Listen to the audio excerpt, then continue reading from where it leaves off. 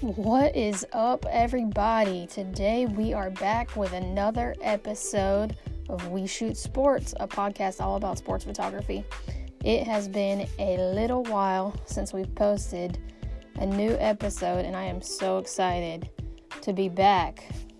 Just had a lot going on with moving and with getting a new studio set up and with COVID and with sports coming back, kind of. But I am so excited to be back. Today, I sit down with Reagan Lunn. He is the Director of Photography for Duke Athletics. I think I just said that right. Sit down with him. We talk a lot about sports photography. Now, keep in mind this episode was recorded back in August, so a lot has changed since then. And sports photography is obviously back now. So keep in mind things are a little bit different on the COVID front, but nonetheless, super excited to drop a new episode.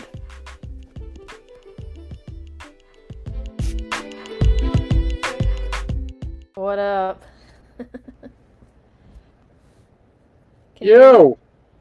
Yes, now could you hear all that? Only a little bit of it, don't worry. That's fine. My wife just got attacked by her dog and scratched up her face. Oh no.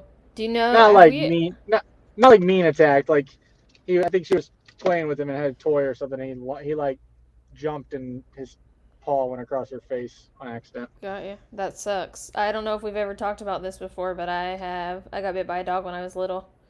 Oh man. And what kind of dog? I had it was a neighbor's dog, Rottweiler mixed with an English Springer.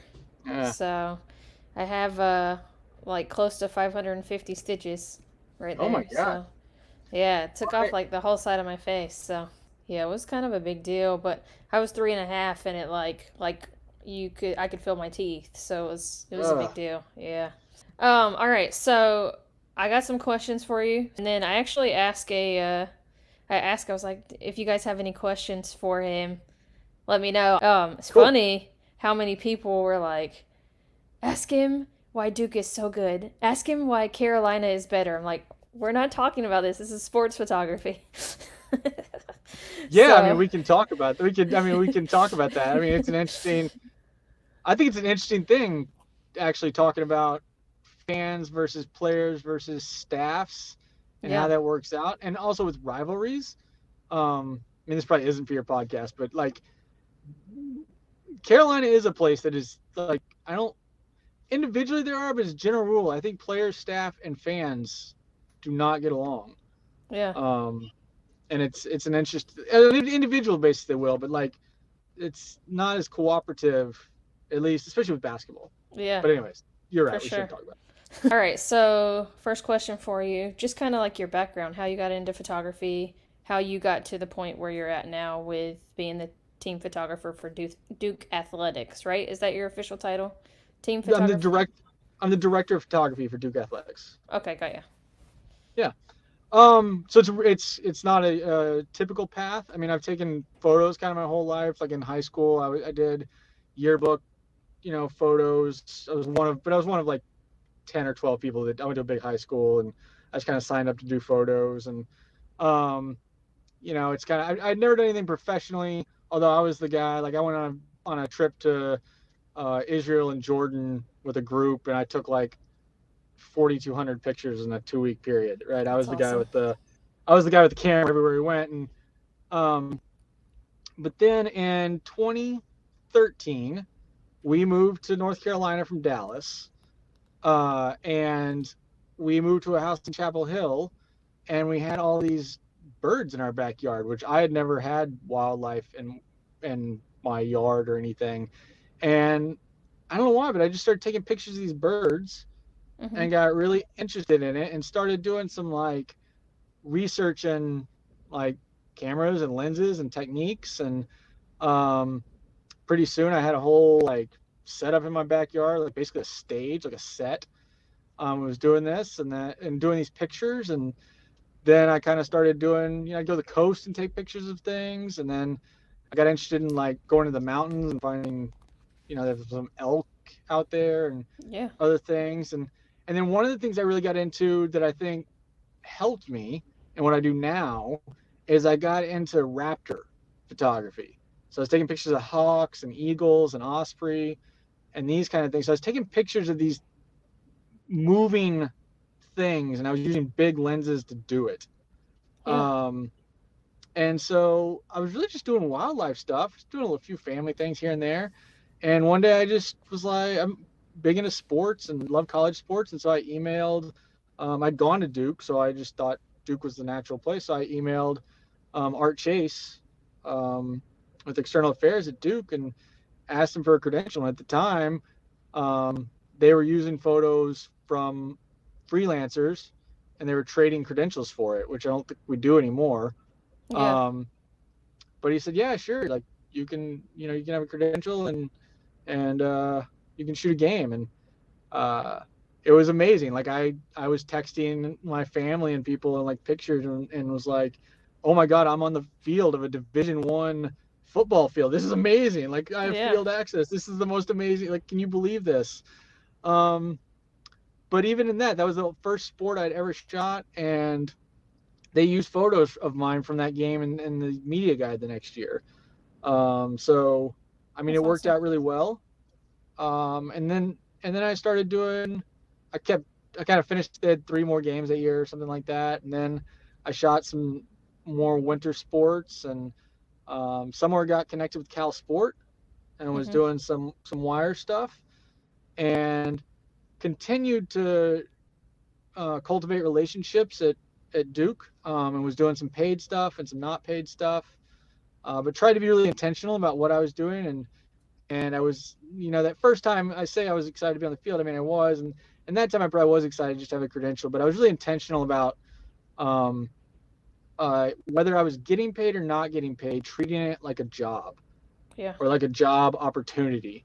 Um, in fact, the first year they gave me a credential to the women's basketball for the season, Yeah. and I covered every single game for them. And I remember I had family in town during one of the games, and it was in my house. There was some commotion about whether or not I was going to leave while family was in town to go shoot this game.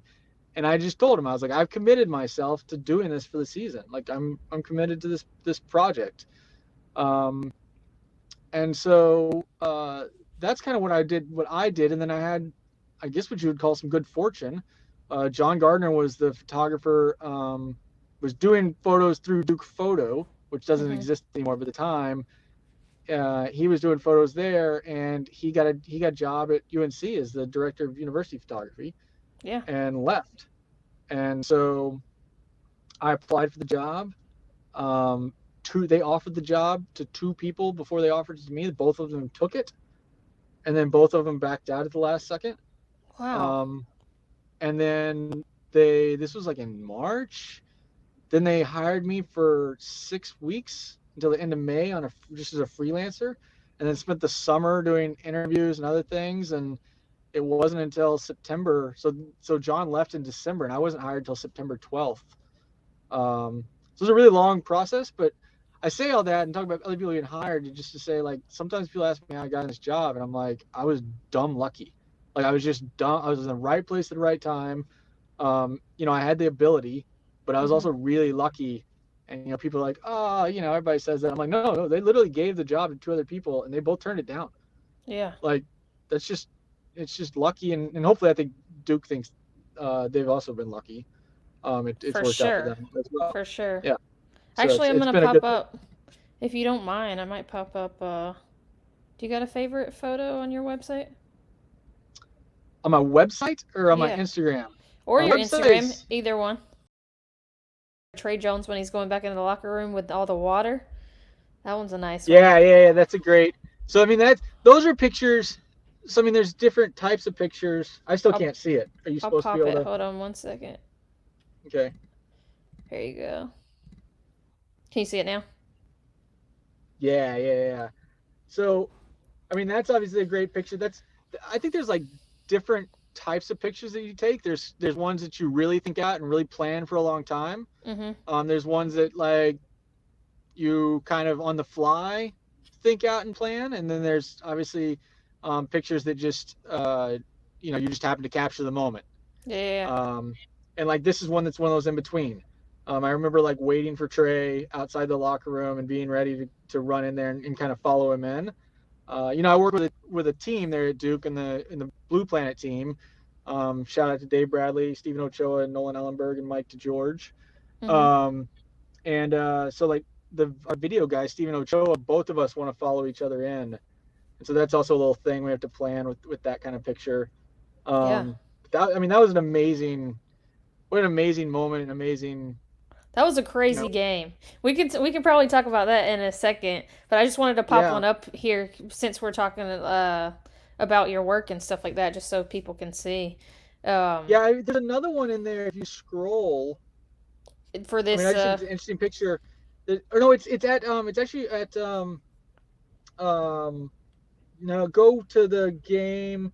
It's gonna be one of the last basketball pictures. It's gonna be the Carolina Duke game at Cameron. So it's gonna be up, go, keep going. I might be okay, delayed. I'm not sure. No, you got too far now. is it this one? It's probably the one with Jordan. No, it's gonna be the one with Jordan Goldwire, I think. This one?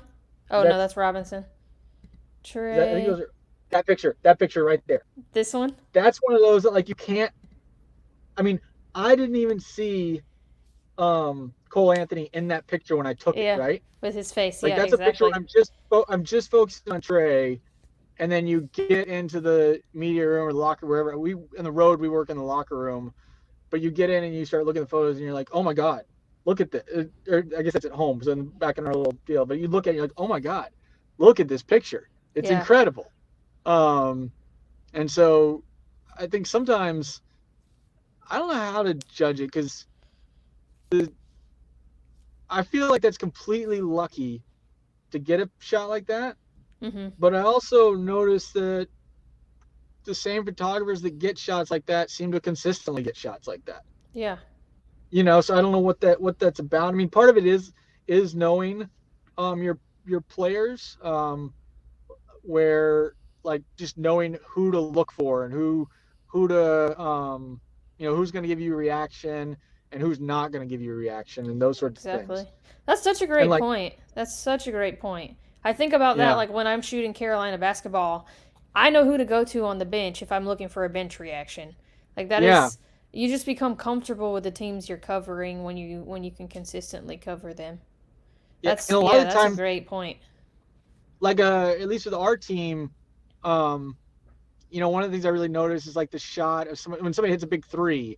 The shot of somebody doing, putting a three in the air with one or two hands. Yeah, yeah, Almost, I would say 75% or more of the time, the picture that I have is not the person that shot the ball. yeah. Yeah. Oh yeah. The person who shot the ball is like, watching the ball doing something else, and there's another player that's kind of, the players are celebrating each other, and so you got to look for that, and you can miss that sometimes if you're looking for the player that just made the play to celebrate, because often that player, is in the middle of the play. Yeah.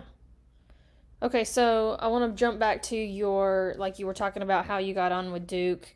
Um, So you said you started freelancing for them after John left in December, and then you didn't get on till September. Were you just freelancing for them the whole time while they were going through the hiring process, or? So in so yes, they hired me on a contract through March through May, Mm-hmm. and then in the summer there's no sports going on, Yeah. so they just didn't have anybody, and then they hired me on a second contract, like a 4-week contract or something, um, through whenever August 1st through I guess September 12th, whenever I started. You started. That that is so interesting. I had no idea about that, but I love that you shared that because I do think that yeah, a lot of people think that like there is a piece of luck involved in some of the things that happen with photography. I Uh, tell There's so much luck, and I tell people, particularly people that want to know like how to make it in the industry. One, I tell them it's incredible. It's hard, and I'm like, you've got to be lucky, and then when you get that break, you just got to be good. Yeah. And I think you can't expect it to come back around to you. So Yeah. be ready and just keep working on your craft. Yeah, that's so true. So I have a question for you about that. So for some reason in my mind, and I see this a lot, like a lot of people who do wire services kind of stick to wire services, and a lot of people who start out with a team, like as an intern or something like that, kind of follow that path as a team. So, but you were kind of what did you say with Cal Sport, like kind of working on wire services. Is that something that you notice as well, or is that do you feel Yeah, like I do notice that. Yeah, I think that's an interesting observation. I have noticed that. It's actually funny. I did Cal Sport. AP signed me on, I think like a week and a half or something before I got the job, before I started got the first freelance contract with Duke.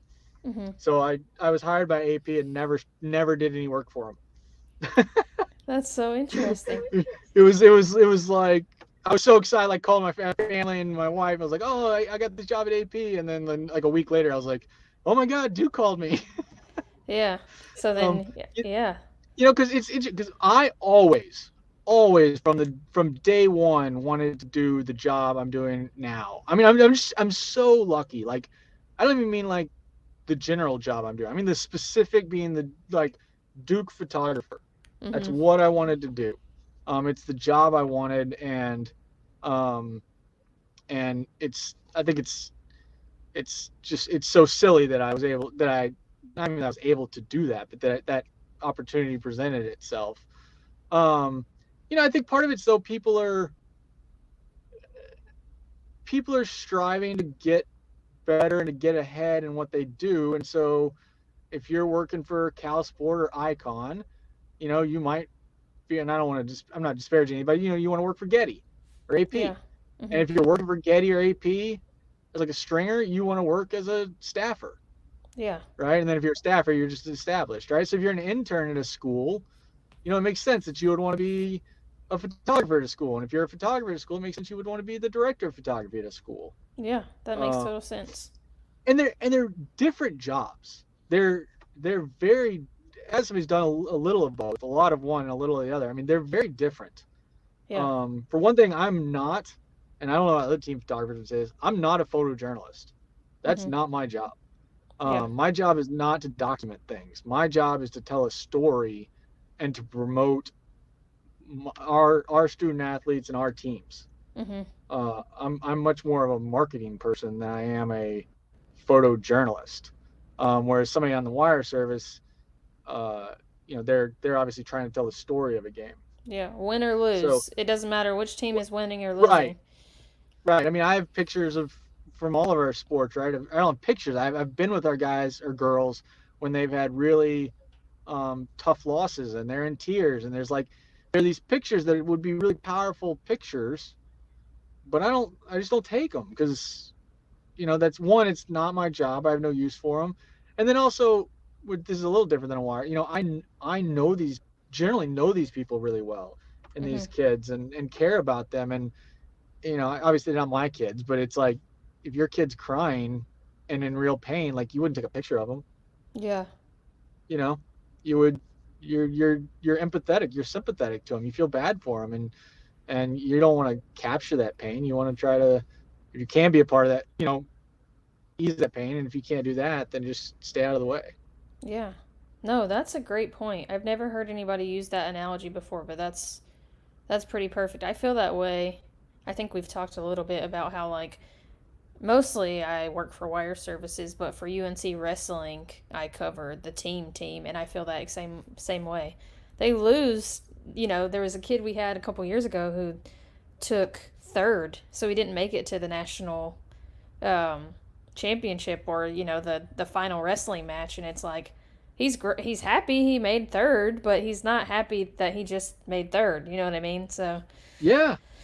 I mean, that's a crazy thing about, and I think student athletes, these are, it's so hard for, I think, particularly in the bigger, in the football and basketball where they're really high profile, but any of them, you forget how young these kids are and that they're student athletes. Like they're not professionals. Um, they've got a bunch going on in their worlds, And it is amazing working in a conference like the ACC and working with, our women's golf, our tennis, our women's soccer, our basketball team, we have a lot of teams that are really good. I'm sure I'm leaving one out somewhere, one or two out. But, it is amazing to watch somebody be devastated at finishing. And like our women's tennis team finished third in the country last year, and we're just devastated.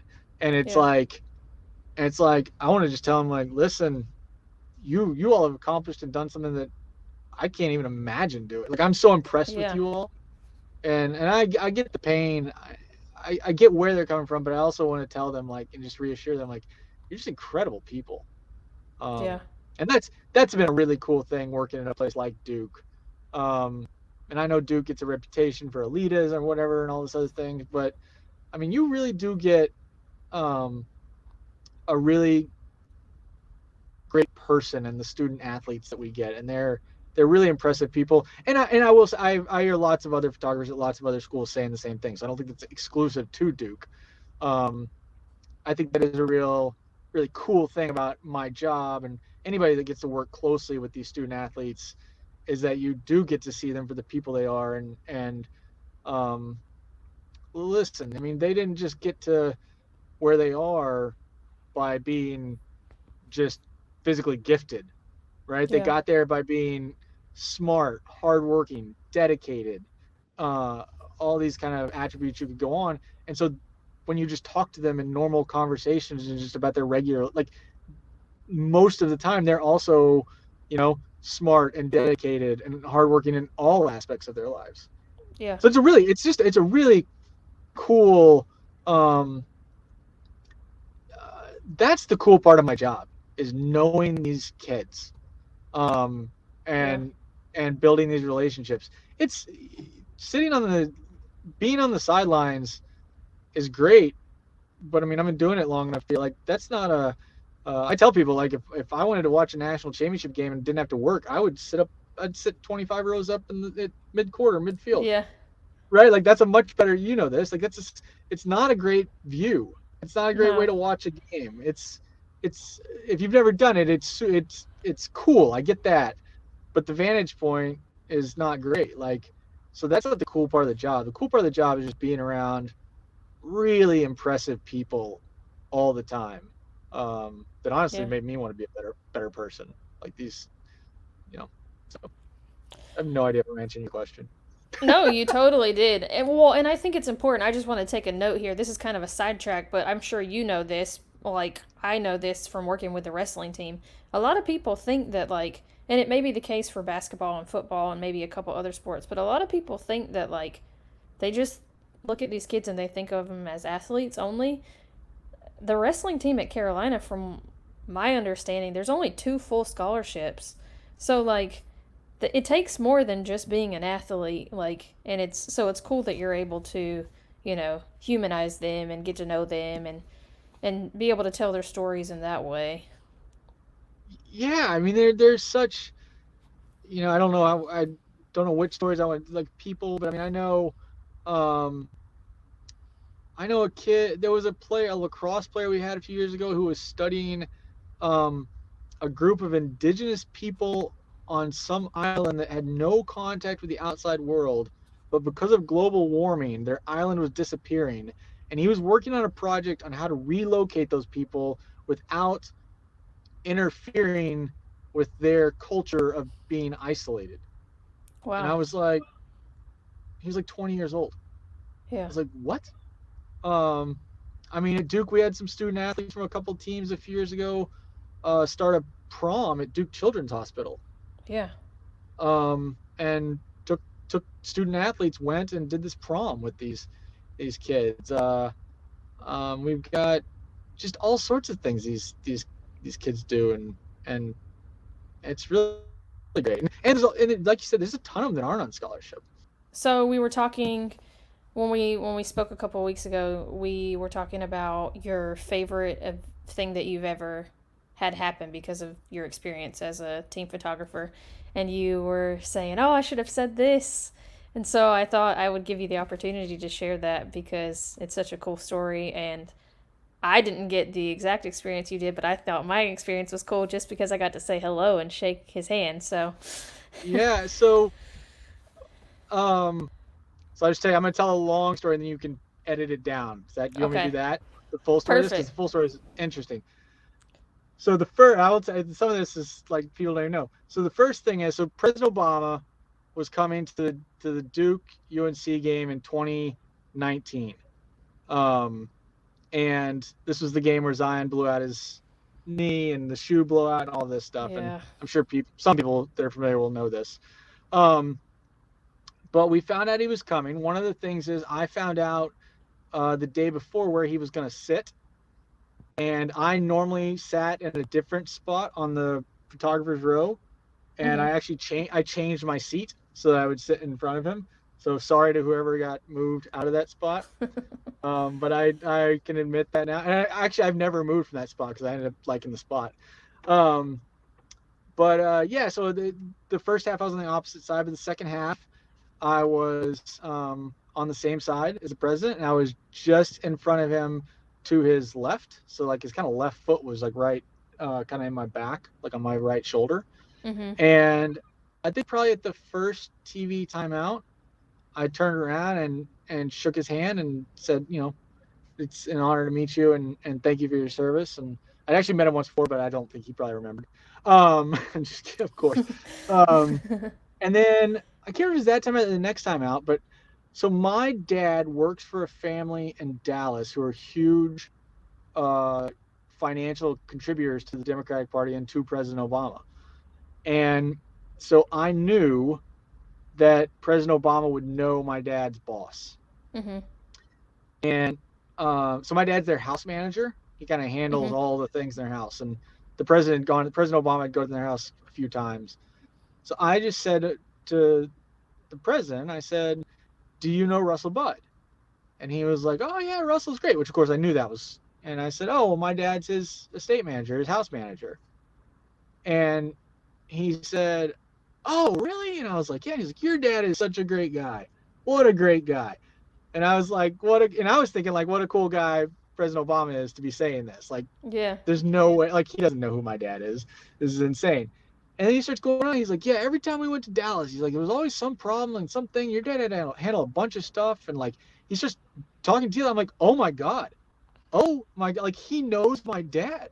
He Yeah. knows, like he wouldn't recognize him, but he, like, this is actually happening. This is insane.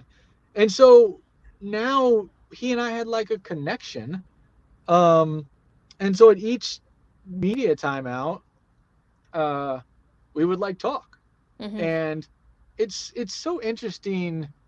Um, I was thinking about this just yesterday in light of some of the politicians we have in our offices now that aren't as concerned with others. Um, Perhaps one of the Yeah. things I was noticing, I kind of remembered, is that President Obama was asking me questions. Right? He was Yeah. asking me. He asked me, "How did you get into this? How long have you been doing this?" He asked me like what my favorite event I'd ever covered was. He was like asking. He was interested in me. Yeah. You're like this Which one is, right here where I'm talking to you. yeah. I was like, this is the one. Um, and yeah, it was amazing. There was a photograph somebody took from the other side of the court I remember of. this. Do you know the full story of this? It was because it was I don't know me. the story. It's you and Jerry, It was right? so this picture from the other side of the court of myself, Jerry Broom, and Robert Crawford, and talking with the president. We're kind of laughing, and somebody had sent me the picture, and I was like, "Oh, this is cool," and like they digitally sent it to me, and I don't know, 3 weeks after and Robert Crawford, he had texted me and asked for my address and said he was going Mhm. to send me a copy of the picture. And I was like, that's fine. Cool. Right. Like, that's a very nice thing. I mean, I could print it out. And I actually had printed out some other pictures. And, Yeah. um, anyways, one day the FedEx is on my front doorstep and I open it and I pull it out and it's this picture. And right in the middle of it, it says, to Reagan, all the best, Barack Obama. Wow. And Robert had sent the picture to Reggie Love with my name and Jerry's name and his name, 3 copies, and had the president sign it and then sent it Wow. to me. I feel like that's so cool that you're telling this story because one of the coolest things that I think that we have here in this area, well, number one is Robert Crawford because he does Yes. amazing things like this all the time for so many people. And it's like when Chuck was retiring. I don't know if you like I'm sure you signed that picture that he had for Yeah. months to bring around Yeah. and it's just like that is amazing. I had no idea. That is so cool. He calls me mama now because I had my baby in October. He's always like, "How you Yeah. doing, mama?" So, He's he's a great dude. He's always got a story. He's always wanted to talk. Just a really great dude. that is so awesome. So I had never heard that. But so I wanted you to be able to tell that story because I think, you photograph one of the coolest athletic departments and you get to photo, I'm sure so many people. Well, and in fact, when I said, do you guys have any questions? It would be like, of course, so many people are like, can you ask him how long he thinks he's gonna be at Duke? Can you ask him how how he became the Duke photographer? Like everybody, it's just it's a really cool job. But I thought that was so interesting that out of all the experiences you probably had, like getting to cover Zion and getting to cover like all the sports at Duke, like that your experience was actually covering a basketball game, but it wasn't the actual basketball game. So yeah, but I mean, there's also experiences.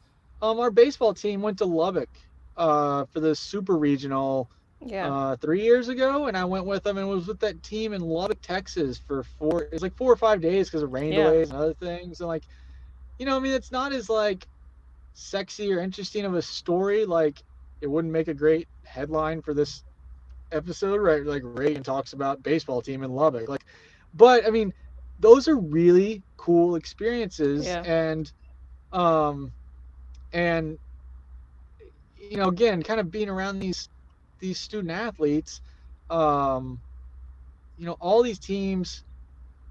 I love our women's. I generally are the smaller the teams, the more I connect with them, just because there's fewer people.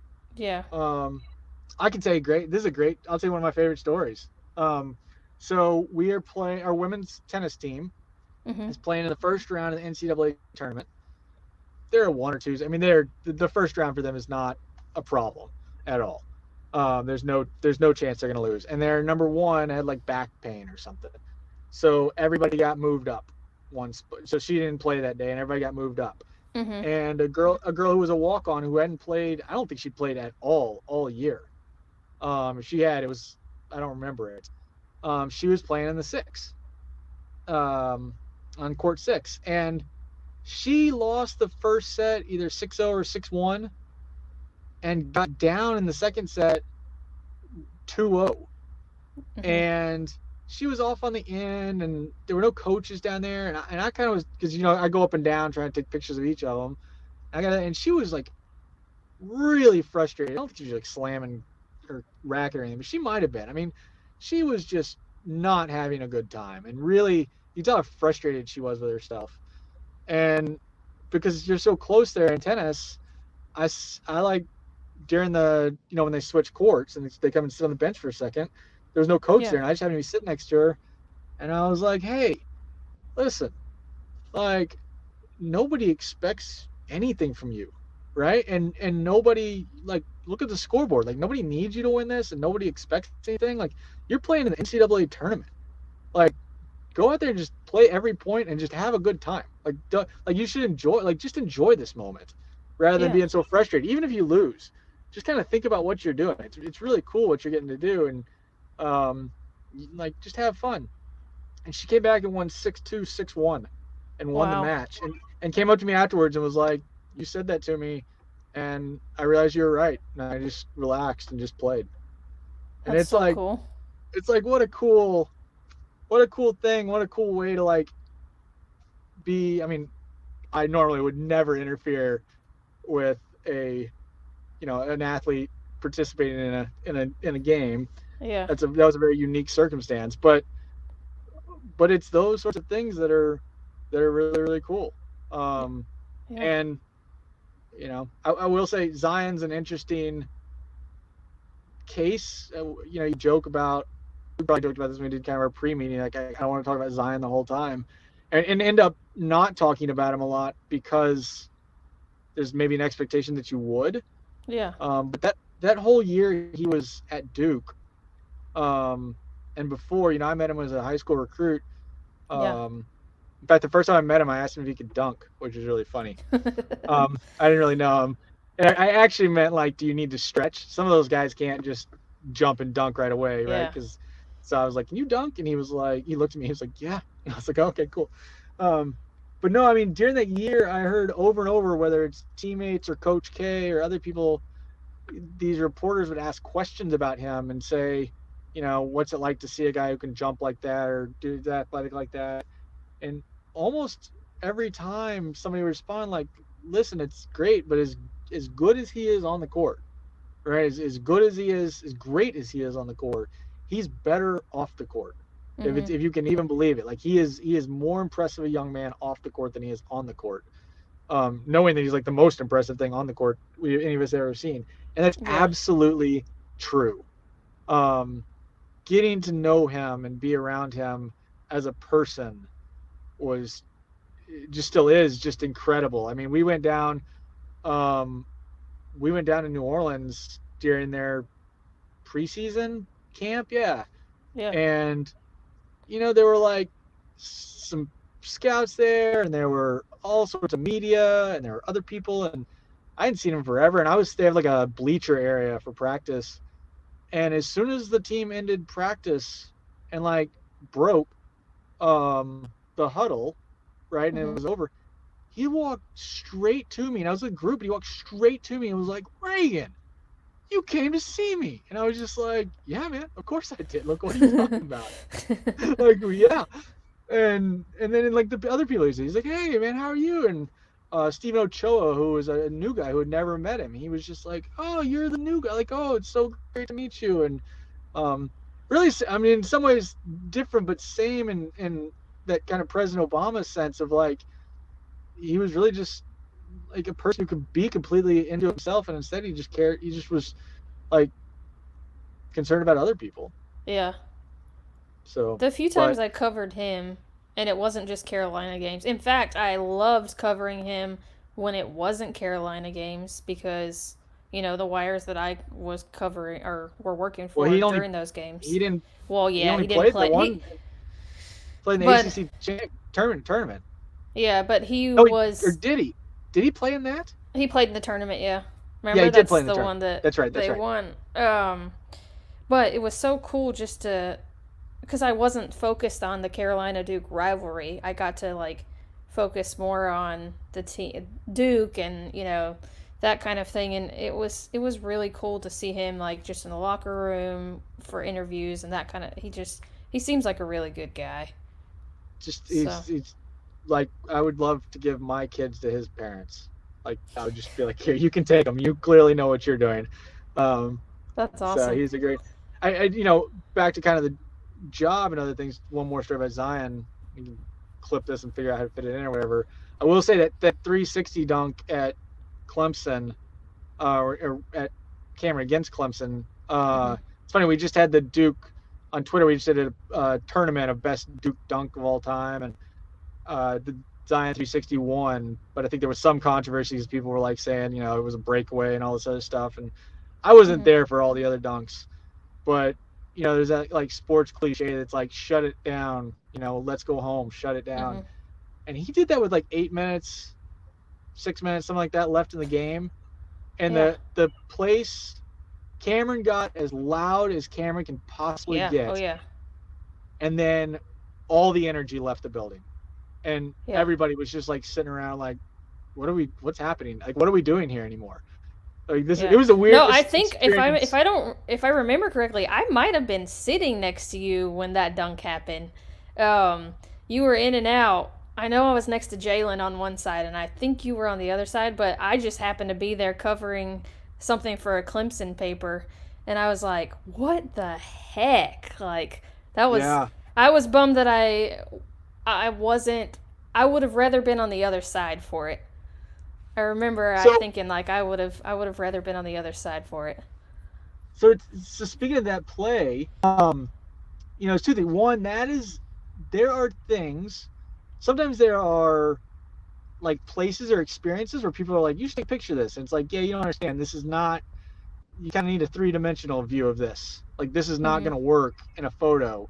And there are also moments and other things, and that's one of them that I'm like, video is just, the 360 thing, like video is just superior to photo, because there's no frame of that I have that tells the whole story.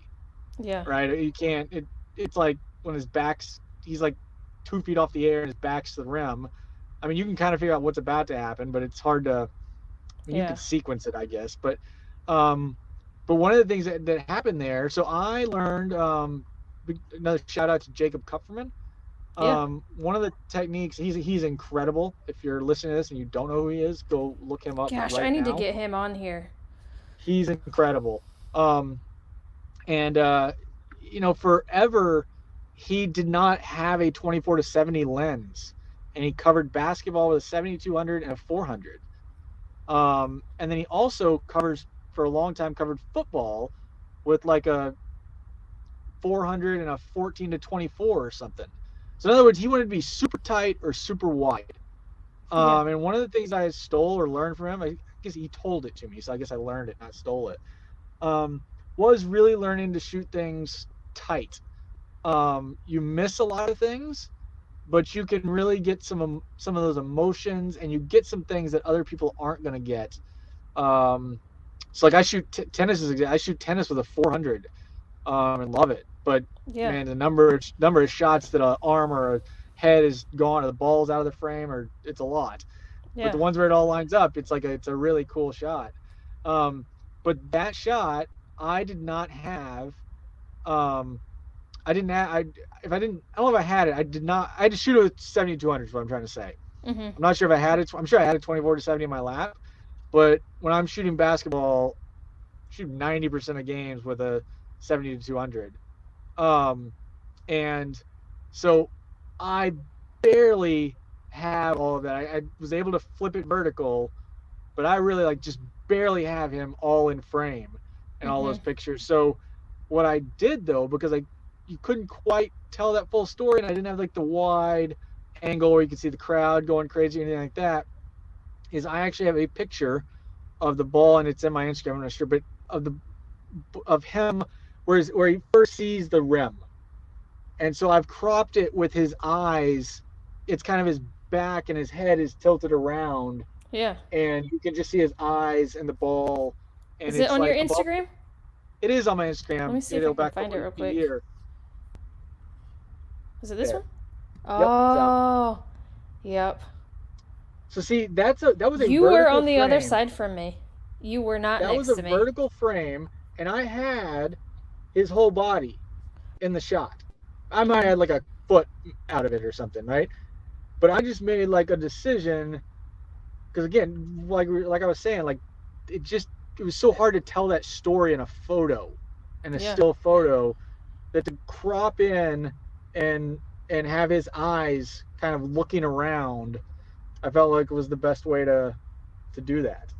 But that was a picture in a moment that it took me longer than most to figure out how to crop that and how to do that picture, and I still don't know if it's the right way. I think it tells the story. Yeah. It's so interesting that you said that, because I'm going through something where I've shot tight for so long that I'm trying to really work on shooting wider. And so it's just funny. It's funny, just like those opposites. I keep working so hard, just I shoot really tight.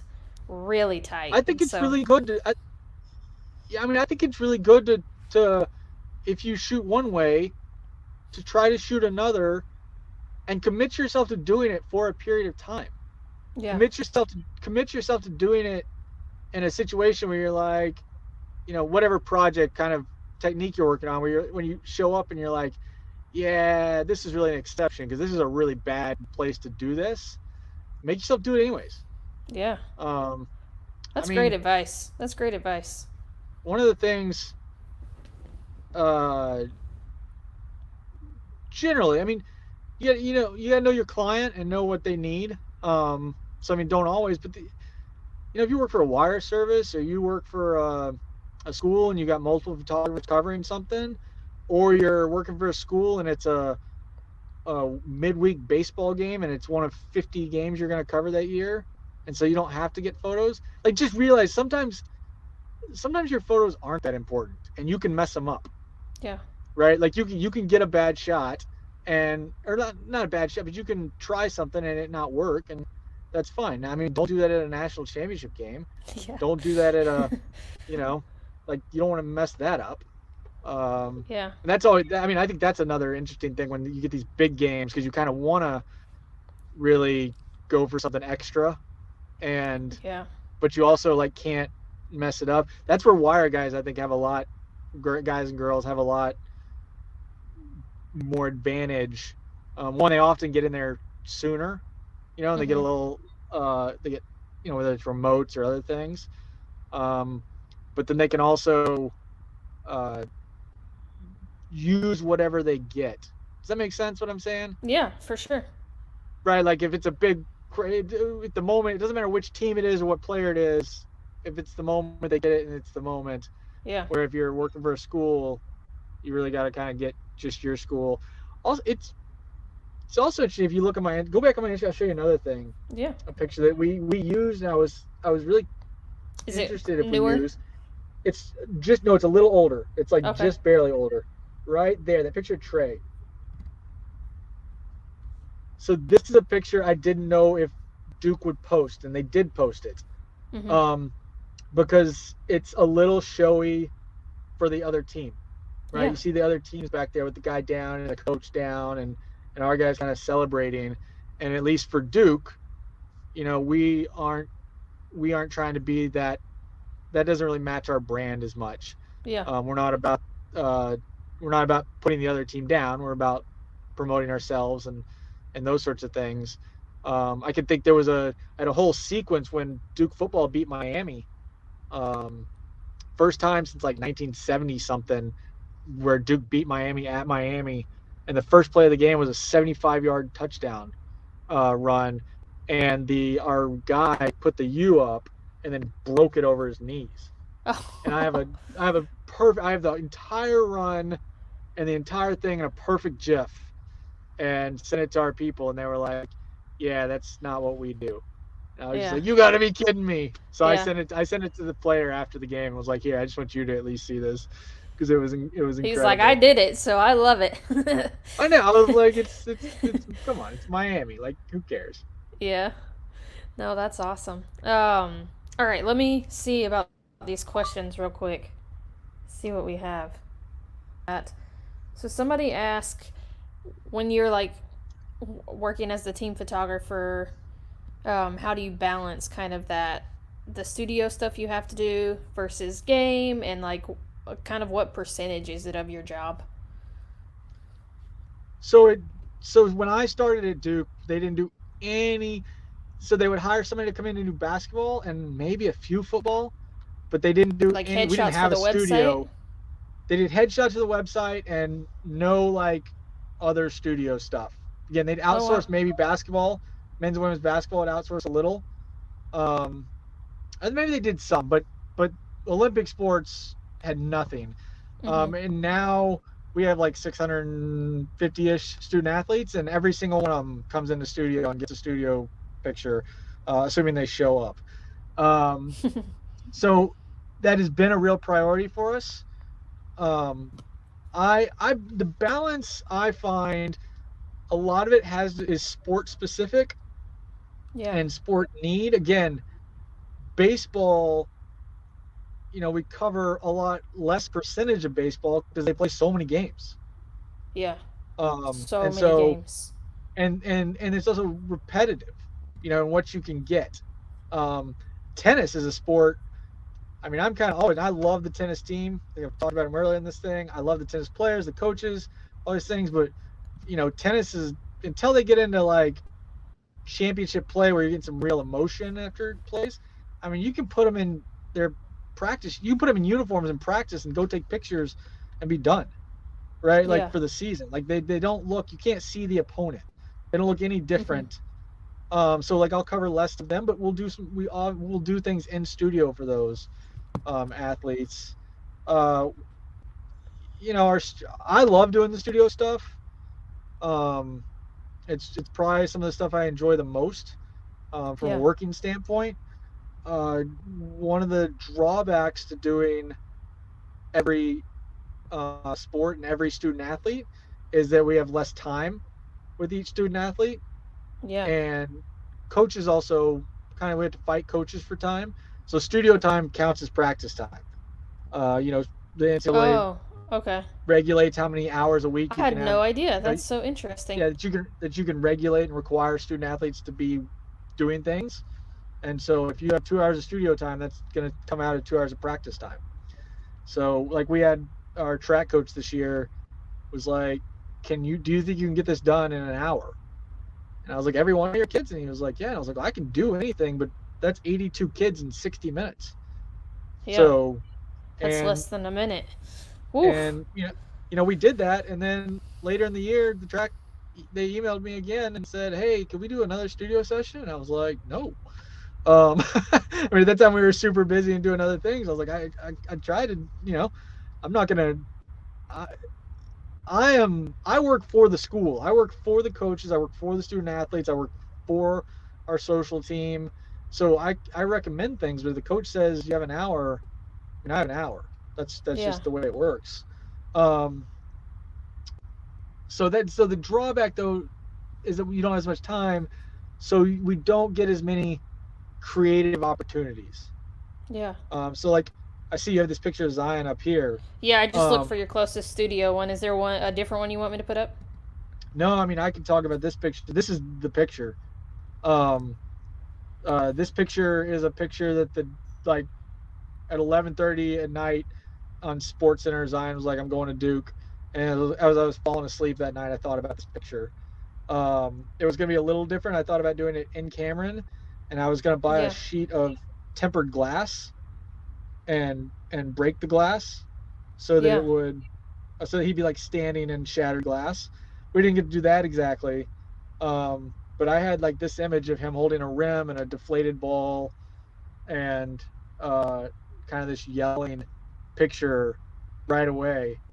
Yeah. Um, How and much it's of it's so you brought up a good point just barely like you had this idea of like tempered glass and like you don't have to go in the reasons why it didn't work out or anything like that, but how often is it just because of like some of those constraints that you talked about like with practice, like if you have an idea in your head that maybe you can't so necessarily like there, completely get it done or just because of there's those limitations. there's two real limitations I find in kind of my job. One of them is the time, getting the time of the student athlete. Mhm. Um, so that they're only allowed to be with us for a certain amount of time. The other thing is, and I believe this to be true. It's good that it's this way. These aren't professional athletes with stars. So this isn't like Kobe and the Lakers or Aaron Rodgers and the Packers, right? Like every player, they all matter, right? Yeah, So as a school, we're not promoting one player over another player. for sure. So it's so like this picture, like Javin's got a picture like this. Marquise Mhm. has a picture, not this exact, but similar, where they've got the rim and the ball. Like every player came into the studio that day or that night. I think we did Mhm. it at night, but every player came in. So I can't think of a single instance where um, we've grabbed like one player and been like, hey, we want to do a shoot with just this player, unless it was like for an article or something, but not in the Mhm. sense of like, hey, this is our star lacrosse player, or this is our star, Bryce Jarvis for Duke baseball. Like big star pitcher. It's like we never pulled him in studio and said we're gonna do extra stuff with him or stuff just with him because we're gonna promote him as an individual. So Yeah. if I wanted to do that, I couldn't. Zion's an example, or Daniel Jones, or some of these people that are going to go on or have gone on to be, big time players. Like, uh, I don't. We don't do it as a group to promote them, and also, I, again, kind of have your relationships with them as people, and Yeah. I love Mike Buckmeyer and I love Zion Williamson, Yeah. right? Those like the walk on and the star, like they're all once you know them, they're all they're all just the guy or the girls, you Yeah. know, in different sports. And so those are the restraints are really time, and also we're not trying to promote individuals. We're trying to Yeah. promote teams and the department as a whole. For sure. Which is No, which isn't to that's say great. we get seen a lot of time in other sports. Also, it's about seniors, so seniors get a little extra time. Mhm. Kind of promote them. Let's see here. Someone wants to know, what do you do with your old gear when you upgrade to new models and lenses? And that's, I guess they're assuming that the university is covering all of your gear. I don't know if that's the case for you. Yeah. So the university. So I had my own gear. This is just how we did it at Duke. But if somebody does, so my position did not exist before I had it. Like I was kind of it's a little complicated, but the university photography department was covering athletics. I work in the athletics That's department right. for Mhm. athletics. So my position did not exist. So there was no equipment, there was no infrastructure, there was no anything, there's no model to go off of, any of these things. And I came in with, I had a couple of bodies and 5 or 6 lenses, and it was probably like $30,000 worth of stuff. Let's say, Mhm. maybe give or take. I don't probably less, maybe more. I don't know. And I could have said like, I'm a staff photographer for you guys, and a lot of people told me to do this. I'm a staff like you guys. I'm selling my gear and keep the money, and you guys are gonna buy all this gear. But Mhm. we had a budget, right? That Yeah. for whatever, like I could spend this much money, and so instead of I could have just spent that money and replaced and been where I was, or I just brought my gear on and then added to it, which is part of the way we got a big studio full of 6, 8 pro photo lights. I mean, it took a couple Yeah. years to get, and we have 4 D5s now, and a bunch of other gear, and for all those asking when I'm going to leave Duke, hopefully not anytime soon. Um, Never. right. I mean, please let's COVID work out and not let's hope that sports exists in the next year. But assuming that, so all this equipment, whether it's mine or Duke's, I mean, Duke owns everything now, buys everything since I've been there. But I mean, my equipment that I brought at the time is it's somewhat outdated now, anyways. Mhm. So I've used it, and it's allowed us to do other things. Carolina Duke game, I shoot in camera in the basketball game. We have 9 cameras usually going, something like that. I'll have 8 or 9 Wow. cameras with remotes. So it lets us do those things. I'm a big I don't think you. I'm big into gear in the sense that the gear that I have, I want it to be the best it possibly can be. That being said, I don't think I have a single thing. I actually think one thing I have that at the end of the day was like useless, and I was like, oh, this is kind of a waste of money. It was just like some covers, some rubber plastic protective covers, um, that I kind of used for a while. I was like, I don't like them. So it's like a couple Mhm. $100 that I wasted. But everything that we bought, we've used. But it's I I got to where I was using uh a D3S and a 300 f4, so it's not like you can't make good images with um with not the best Yeah. gear. But if you hear photographers, I mean, this is like a thing with big professional photographers. It's just silly. Like I hear them saying, they're like, it's not the gear, it's the photographer. Well, of course it's not the gear, it's the photographer, but the gear really helps. Yeah. Like you're kidding It's yourself. definitely a difference. You're just kidding yourself. You're you're trying to like. I just feel like you're trying to inflate yourself by saying that to others, as you say that, because also the people saying that often have the best gear, right? Like Yeah. they have all gear and they're like, oh, I know I have like the brand new gear and the best. I got a $20,000 camera and lens on my hands, but this is not what makes my photos great. I'm not saying that's what makes your photos great, but let's not be naive, or you know, like it makes a difference. Um, Yeah. It so I definitely think helps to have a frame rate. I will a little advice out there to people who are working on their own as freelancers or everything's trying to get into it. I mean, cameras are computers, and so they do get outdated, and they do get updated, and I think they're better and worse. And I think in some senses you get what you pay for with cameras. Um, Lenses are glass and metal. That's what they are. And there's minor I mean, they have little motors in there for autofocus and stuff, but like every lens I ever bought on my own, I bought used. And if I were buying on my own, I would never not buy a used lens. For one thing, if they don't put out a new update, and they only put out new updates on lenses like every 6 or 7 years. I mean, you can go on eBay and buy a 400 2.8 for, I have no idea, I haven't looked it up, but let's say it's $7,500 used. You could buy that today for $7,500, use it for 2 years, and assuming they don't put out a new one, and you can sell it for $7,500. Yeah. Like it's not a car, it's not a computer. Like it doesn't depreciate with use. And then the other thing in my experience is generally people, unless it's like a photojournalist, you gotta be careful. But if you're buying it from like a hobbyist or like somebody who does wildlife and other things, you buy it from an individual. Listen, they spend $12,000 on a lens and a 400 2.8. They're gonna take care of that thing, man. Like they're not. You're not gonna. I think people worry about buying used gear because it'll be broken or something like that. It's like, nah. These people that are spending that much money on gear, they're taking care of that gear. I don't see my sports photography friends just throwing their gear around. Unless they're getting hit by an athlete, like that's the only way that their gear is being damaged.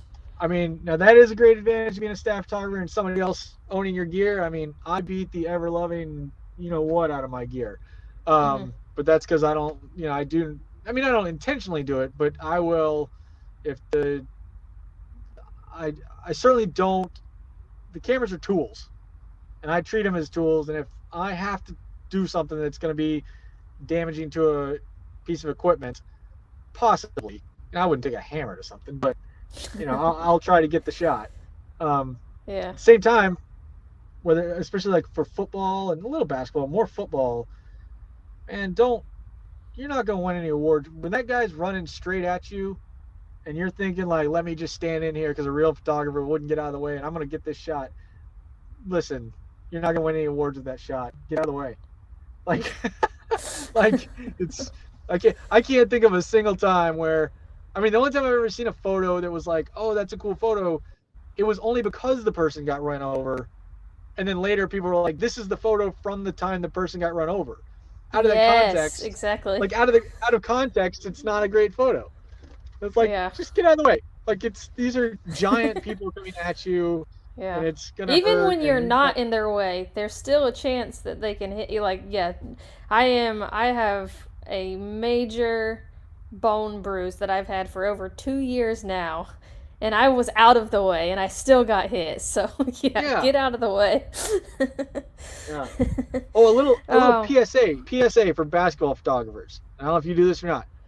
You do not need, and in fact, you shouldn't put a lens protector or a lens hood on your camera. It is dangerous for the athletes. It's more for them to like run into. And then for me personally, the other problem is it makes your lens stick out 3 to 6 inches more. And like if your lens is if you're in my frame because it's just naturally happening, that happens and I'm fine with it. If your lens hood blocks my shot, that is not cool, man.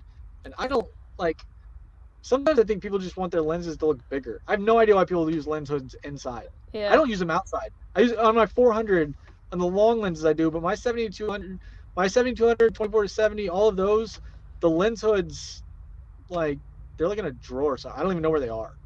I just take them off. That's the other thing. Like those front elements. Yeah, in basketball, you're right. I remember when I shot Cavs a couple times when we were up in Cleveland. They required the rubber ones. I think you were talking about earlier, but I think NCAA also requires the rubber ones, but nobody. There's nobody. I've never seen it enforced. Yeah, I've never seen it. They were pretty stickler about it for the Cavs game, but that was a few years ago, so I don't know if it would still be that way or not. I mean, I don't think the rubber versus metal is, unless you just hit perfectly on like a knee bone or something, it's gonna make that much difference. I promise you that plastic stabbing into somebody, that hurt a lot worse than a solid glass metal combination of your thing. And like people are worried about the front elements, they're getting scratched or something. And I'm like, I'm like, go to the window of your car, like your your windshield. Try to scratch your windshield. It's very difficult to scratch your windshield. Like, glass is tough. You're not Yeah. gonna be just carrying your camera around and it gets scratched randomly.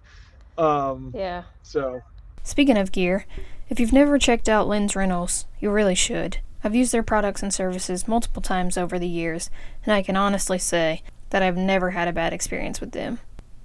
This year, they're doing a Father's Day gift certificate sale, where if you purchase a gift card, you'll receive an additional gift card for yourself with 10% of the value of the card you're buying.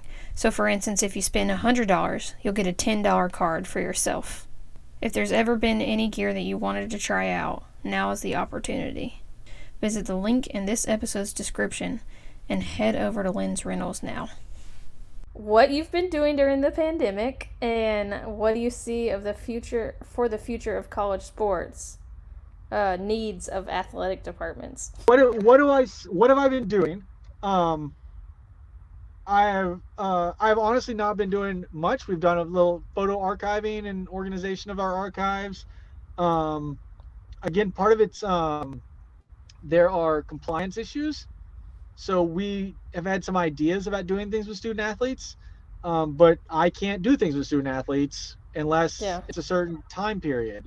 Um, and so part of it is about compliance. Like I can't call a student athlete and say, let's do a photo shoot.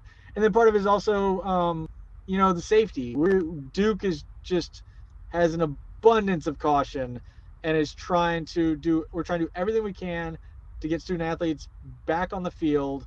And part of that means that if a staff member or coach or whatever doesn't have to interact with a student athlete, doesn't have to interact on campus, they don't. I would be surprised in the fall if we do studio shoots. I would be surprised in the fall if I go into an office. I would imagine I will function like a freelancer. That all my gear is at home right now, and all my gear will stay home. And I will drive to an event. I will take pictures, and then I will leave that event. Probably won't edit on site. Probably will not ever be within 6 feet of a student athlete.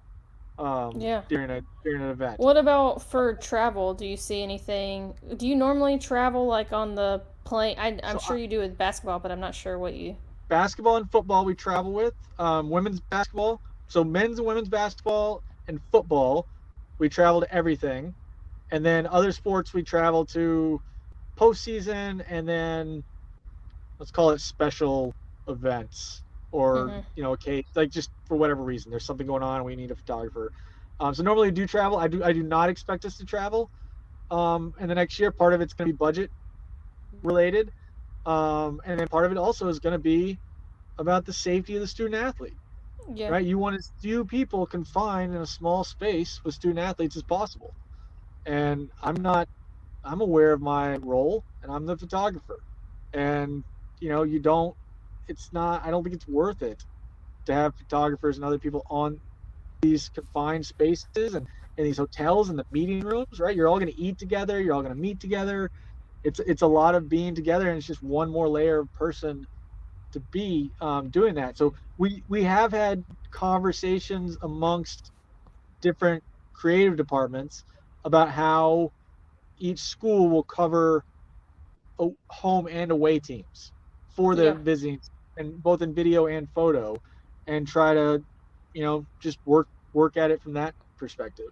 Yeah, if it's somewhere local like UNC or NC State where you don't have to hop on a plane, or do you think that you'll cover those? I mean, I guess the question is, like, let's assume the worst case scenario, right, where there's no fans. Right, so I mean, basketball is a long way off. Like the UNC Duke game is in March next year at UNC. That's a long way off. But let's say there's no fans. Let's say we're still doing this thing, which is possible. How many people do you want in the building that are a risk? So if Jeff Camerati, UNC's photographer, is doing studio shoots for the basketball team, how many outside photographers do you want sitting next to Jeff Camerati? Right, yeah, that's a good point. From every other team and every other game, or do you just want, like, an AP guy, a Getty guy, and and your team's guy or girl? Sorry, I say guy as in person. No. Yeah, I got you. I Like, say guy all the time. yeah. The same way I call our student athletes kids, even though they're adults. Um, I don't think they're kids. They're full grown adults. They're impressive people. Um, so yeah, and I don't know what it's a tough time to be a freelancer. Yeah. But it's a tough time. It's a tough time to be in sports right now. There's nobody in sports at any level that is enjoying what's happening. Not even enjoying, but Yeah. isn't actually worried about what's happening right now. Yeah. You can see that. I mean, the NBA is starting back up. Every team has at least one player that's got COVID right now, and they're going to do it anyways because they got to Yeah. play. Um, Yeah. It's so interesting too because I mean, if you think about some of the stuff that stops the world in general, whether it be like something like 9/11 or something like that, stops like, us from functioning. We where sports isn't lost in that. This is the first thing that I can think of that sports has just been like cut off. Absolutely. All right, last Yeah. question for you. This one's twofold. Someone said, "What are some good approaches to earning a team sports photography gig?" And what advice would you have for someone wanting to do that? So we kind of talked about it a little bit in the beginning, I think, but yeah, we'll just circle back to like, because I always ask this question at the end, like, what advice do you have for future or like, if you were like just starting out in sports photography, what would you tell yourself? Like that kind of a question. So I think this one is more geared towards like team sports photographer, which is what you are. So Yeah. So build relationships. mm-hmm. Um, if you want to be a team photographer, build relationships. Be someone that other people want to work with. You are you as a team photographer as opposed to a wire service. You're a part of a team. You're going to work with coaches. You're going to work with student athletes. You're going to work with sports information. You're going to work with social people. Be a person that people want to be around. Yeah. Um, Regardless of your talent or lack of talent. That will get you a job. That will keep you a job. Um, uh, as you're starting out, be really intentional about your goals and working towards them. And it's not going to be a linear thing. You're not going to move forward all the time.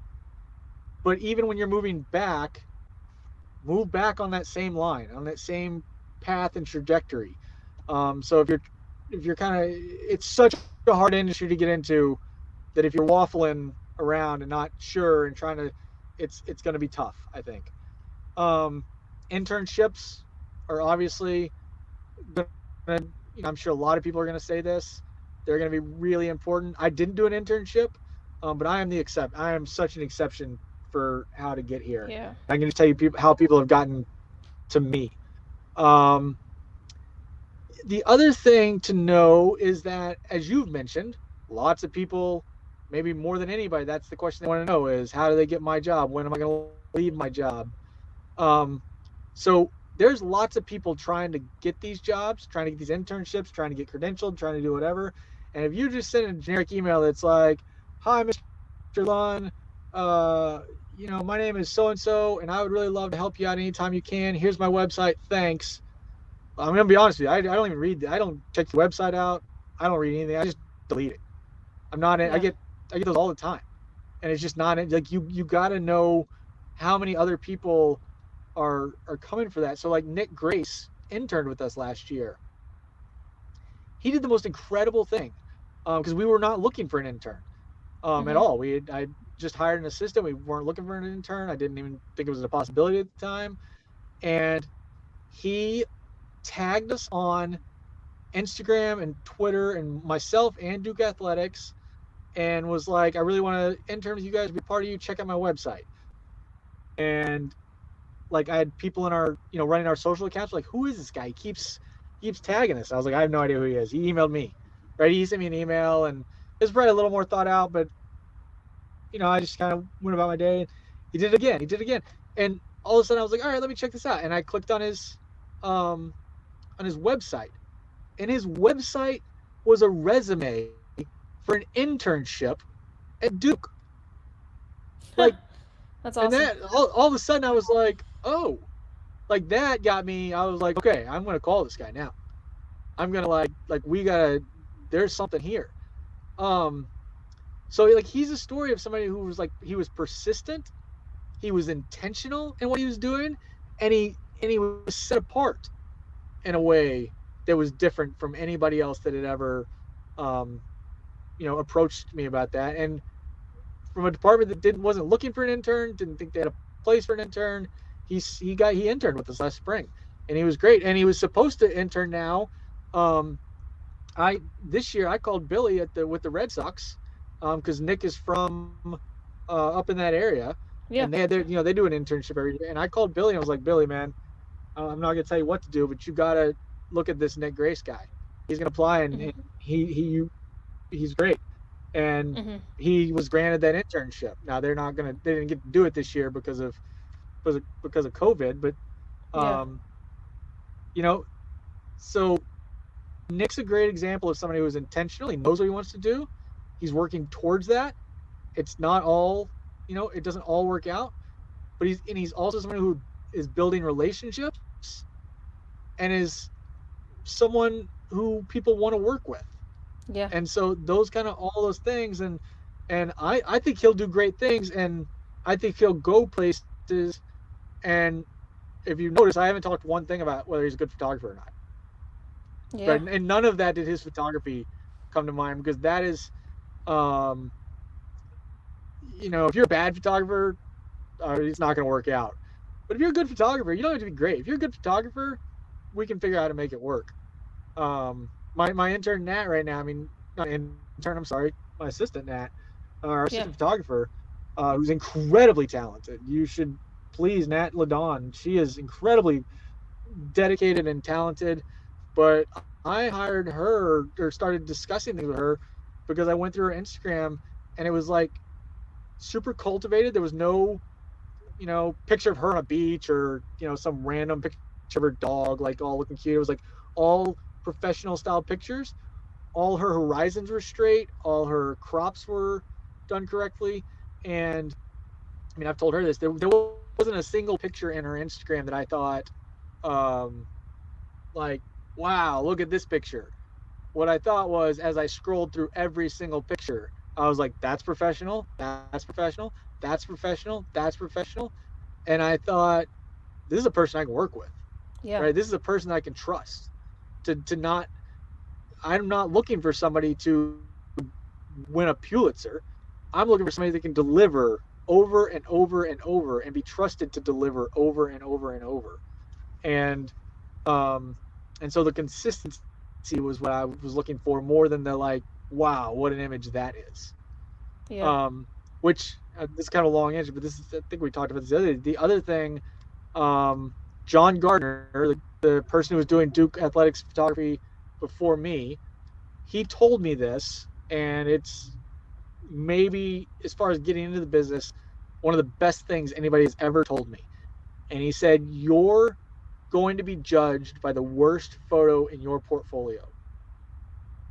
And Hmm. so if you send me, or your website's got 15 photos on it, or let's say more likely your website's got 20 photos on it, because you've only been doing this for a year, and you haven't had that many credentials, but you want to look like you've really done a lot of work, right? So you put a bunch of photos on there, but one or two of those like aren't very good. I mean, I've had people, stuff's like not even in focus, Yeah. um, like, or it's just a picture of a guy standing there, or a girl just standing there. It's just not a good picture. It doesn't matter how good the rest of them are. I look at that one and I think, this is what I'm going to get. Yeah. If this is this best, if this is their example of their best stuff, if some of it's not any good, um, then like I'm probably gonna get a lot of stuff that's not good. And I can tell you the other thing, looking at portfolios, I've and I've never gotten like 3 pictures in a portfolio, but I've never looked at a website or a portfolio and thought, well, there's only 8 photos here. They're all Yeah. great, but I really wish there were 10. Never. And I can't tell you the number of times I've looked at particularly websites, and thought, oh my God, there are too many photos here. Yeah. And like, what is this? I get rid of this photo. I get rid of this photo. I get rid of this photo. Go put 8 great photos on your website. Be done. Like that will get you further. If they're all from the same event, fine. Try to mix it up, but show your best stuff. Don't show stuff that isn't good.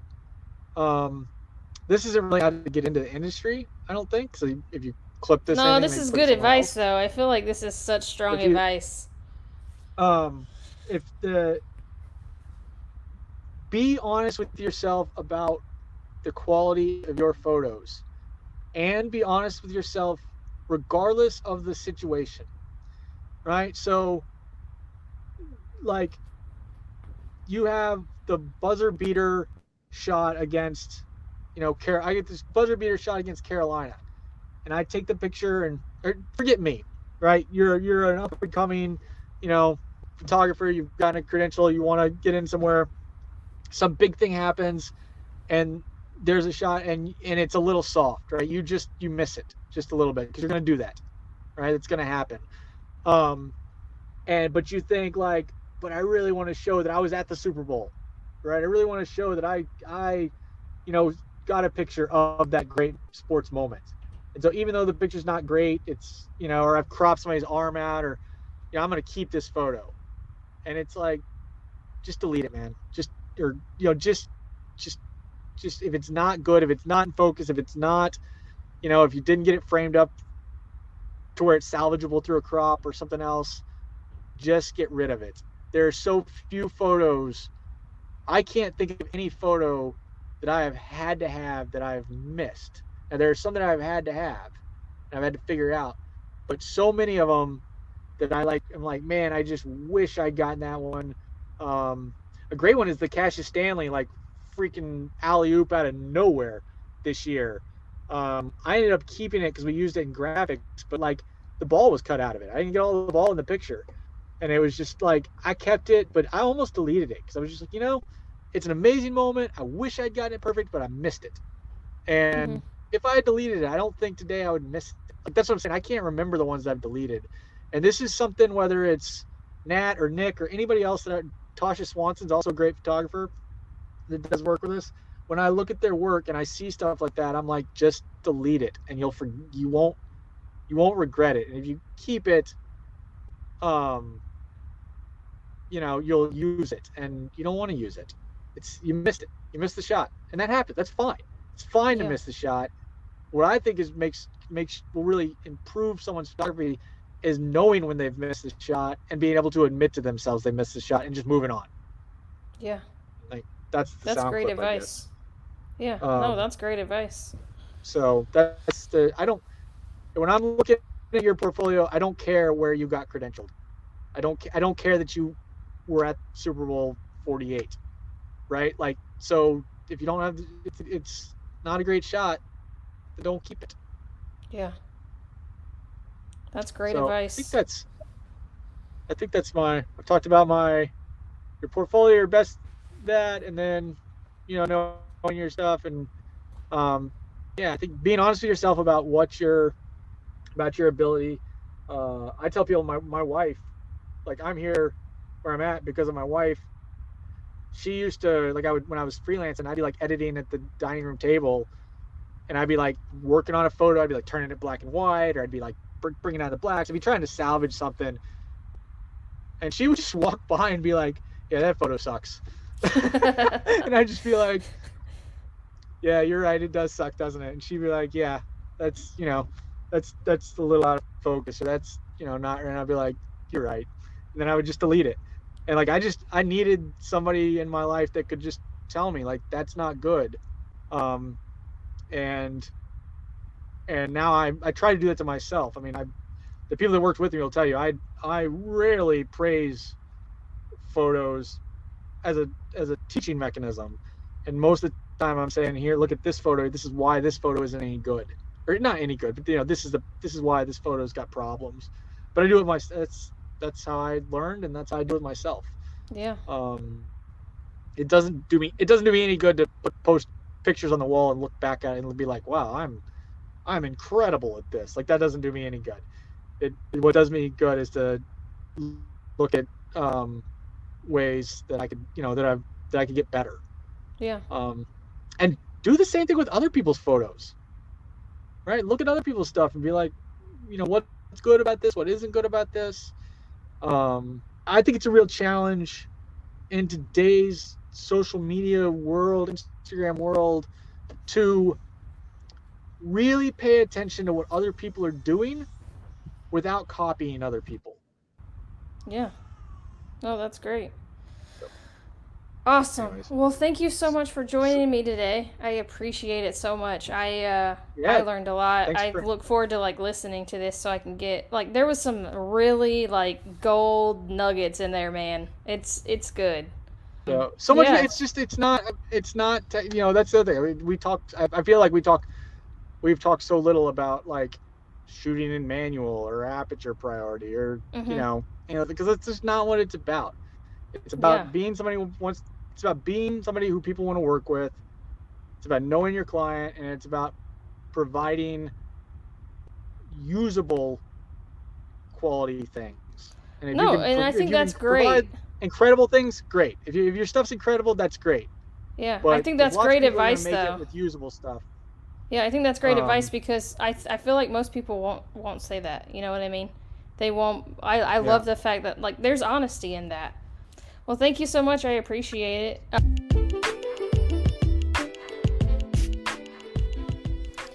Thank you guys so much for listening to this episode of We Shoot Sports. So happy to be back. Now, just want to give you a little update. We are going to do things a little bit differently, and so we're going to drop an episode every other week moving forward.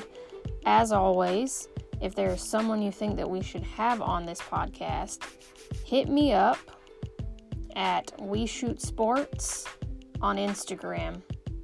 That's at We Shoot Sports. All right, take it easy. We'll see you guys in the next one.